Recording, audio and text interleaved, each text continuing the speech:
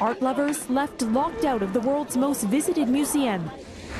Not a tourist in sight on the Venice canals. As coronavirus cases emerge in new countries by the day and more people die worldwide, tourist hotspots have become virtual ghost towns, and vacationers are left wondering if they should cancel their trips.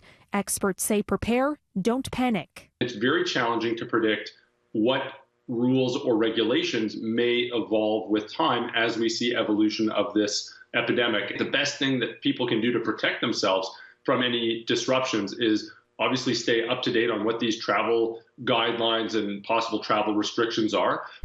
You can check Canada's travel advisories on the government's website. Right now, travel to places such as China and Iran is discouraged, while precautions should be taken to places such as Japan, South Korea, and northern Italy.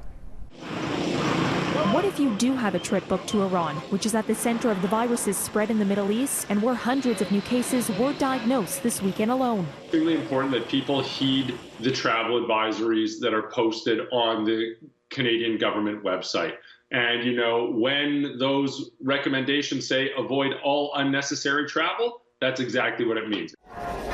Canada has racked up 20 cases of the virus, all linked to overseas travel. But a recent case of COVID-19 in Ontario involves a patient who recently visited Egypt, not previously known as a hotspot.